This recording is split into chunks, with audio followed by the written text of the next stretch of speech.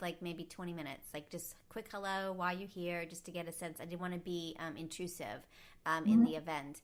And what I found was this intense loyalty. Like your return rate has got to be really high. So I would love to know more about sort of your, not your fan base, but your customer base or your retreat base. Tell me a little bit more about them and how important is that to the company? So that's how, like, it's funny because that's how I know I'm doing my job right, right? Like, or how we're doing our job right. Cause there's a team behind me too that helps me like execute this thing called Sewtopia every like 3 times a year now. So we have a return rate of, I always say if like a customer comes back to you and spends money with you, then you know you've done your job, right? So, and my return rate for events is anywhere from 30 to 40% Yeah, return. that's that's amazing, right? Because Yeah, they're that's traveling to like, different cities and it's expensive, and they're right. taking time off of work. So this was and the return rate was like, oh, this is my fourth time.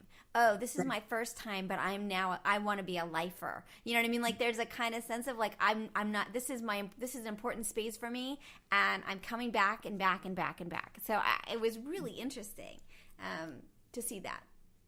Yeah, I think I have two attendees and Tisha and Jamie that have been to every single Sewtopia, like, which is insane because we are, Milwaukee will be the ninth event, I think. Yeah, Milwaukee will be the ninth event. So it's very, like, for that return rate to be there, what we do is like, okay, so if you have never heard of Sewtopia and like think about it, but like what we do is like we say if you attended a spring event, then you get pre-registration to the next spring event. And same for fall. You know, you just get early bird registration. So a week prior to when everybody can buy the ticket, you have access to buy the ticket. So you don't have to fight like the herd basically, Right. you know. So if they say, okay, we're going to buy a ticket, that's when I know, like, oh yeah, they love Sewtopia. You know, we did our jobs. We accurate. You know what I mean? We gave you a good weekend, like a Yeah. fun weekend, and stuff. Right. So it's always interesting to see that. Like to me, like it's always like I'm like always happy to see those comments or see that see the same faces from Yeah. event to. That's So really yeah. interesting. The loyalty is really interesting. Yeah. Does that allow you, in terms of the business, because you have that base, to have more certainty in the business? And how, like, do you usually sell out, or sort of what's your, you know, what's that side of the business like? So it's funny because I think with any business, you never have certainty. Yeah. Never, ever have certainty because, like, I don't know. I always think, like, you could possibly, that's like so funny because I think, like, I, like, as, like, nobody even really says this until, like, I found out this year um, how lonely it is to be a business owner Yeah. because it's like you're the only one that you are, when I started Sewtopia, I was more like, oh, we're going to start Sewtopia. And I didn't really think about it, and I always laugh at this because I always talk to my friend Jen, who's on staff. Jen like attended the first Sewtopia and then she was like, hey, if you need staff, like I would love to work for you. And so from Salt Lake, she was always like, she sat me down, like, or we had a phone conversation. She's like, you're doing like something crazy, right? And I said, I'm not doing something crazy. What are you talking about? And this is the first Sewtopia, right? The first Sewtopia, I had aspirations of like 100 people in a sewing room. Like, I remember putting it on the website. It's like 100 people, and people were like, and everybody around me were like, "You're insane! Like, you're basically doing an event, and you're not thinking of the worst case scenario. You're not thinking like, what if you don't sell any tickets? And I was like, no, so we're gonna do this, and I didn't really have like the doubt in my mind. Not until the week prior to Salt Lake did I have that doubt. because I saw that people were actually packing their bags and getting on a plane. And I was like, oh my gosh. Like I like had that moment where I was like laying there in bed, like I was like, people are flying into Salt Lake to attend the event. And I actually had this like reality check of like, oh my gosh, this was exactly what Jen was just talking about. She's like, you are doing something crazy. And then I was like, I am doing something crazy, And I was like, so we like Salt Lake, if we talked about like the first Salt Lake event had 75 attendees, right?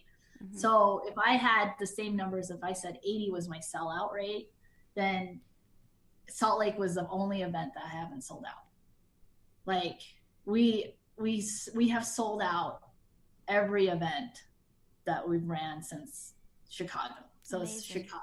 That's yeah. Amazing. So yeah, it's insane. But I always like with any business, there's always self-doubt. Like yeah, there's always like, now are you trying to break even or make a profit with these events?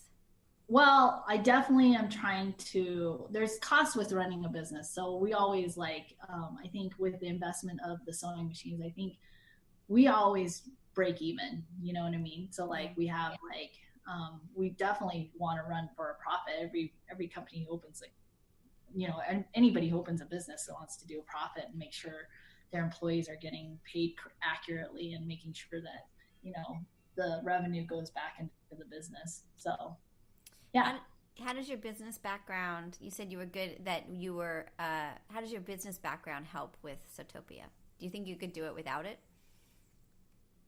No, I think I would I would struggle. Like, I think I would struggle a lot more without the business background. Like I have an accounting financial background with like over 13 years in business administration. So I think I think I could figure it out, but I think it would take just a little bit longer to figure out.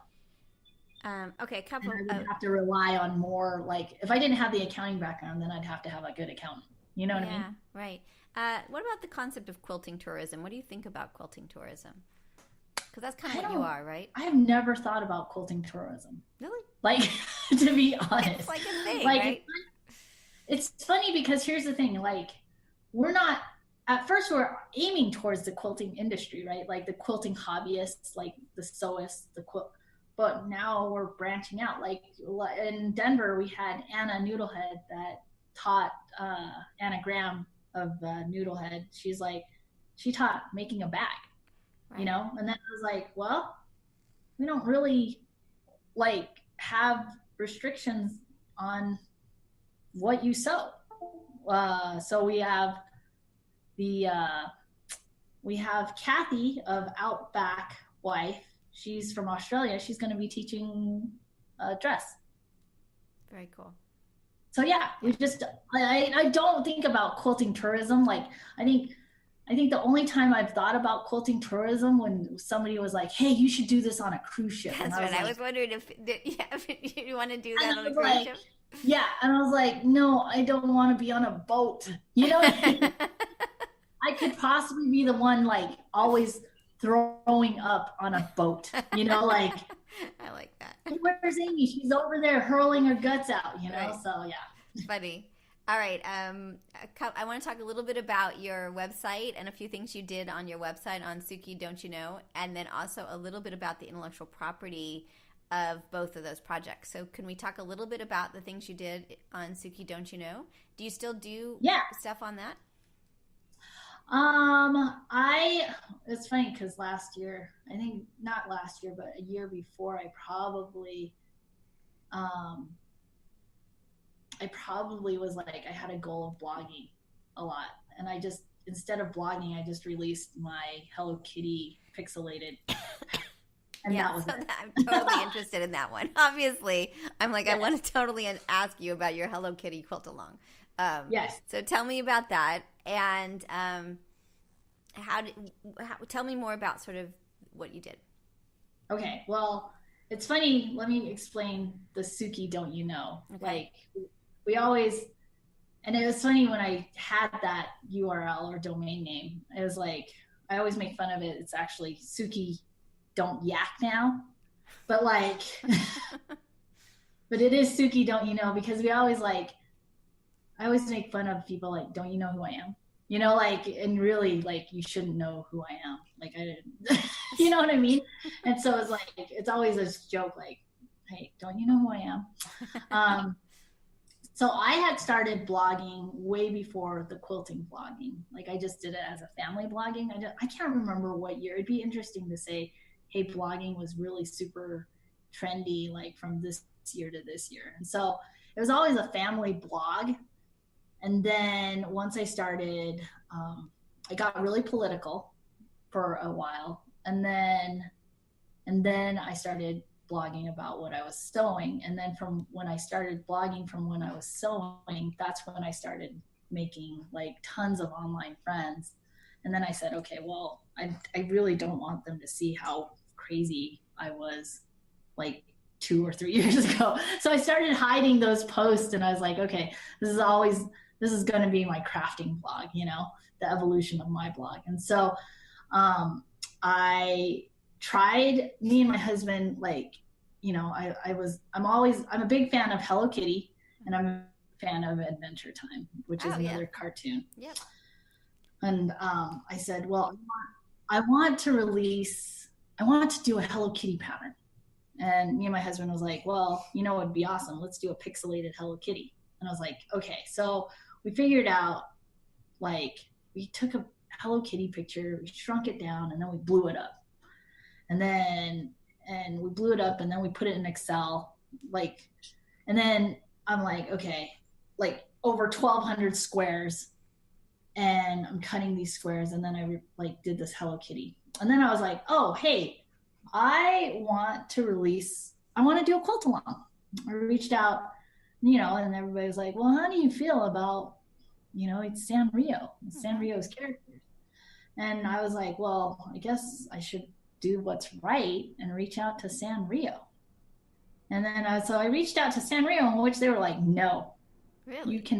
you cannot do this. You cannot do this quilt along. I don't care if you're not making, like, this is layman's terms, right? Like, this is like, they're not like really saying this, but if you read the email and all the terminology in there, they were like, you would be competing with our bedding. Right.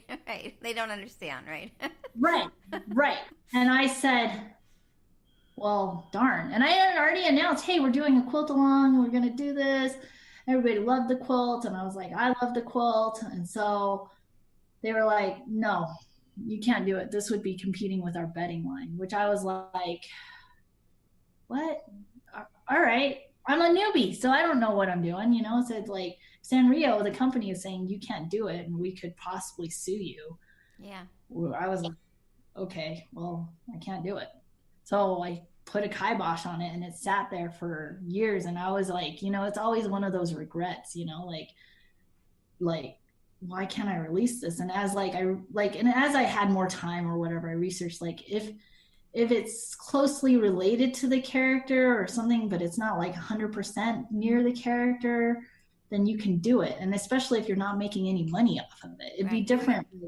Right. You're going to use fair use to justify the work, that you were transforming the character. Right. It's a derivation or whatever. Derivative work, right. But you were using the image in a way that was transformative, like the artist. Right.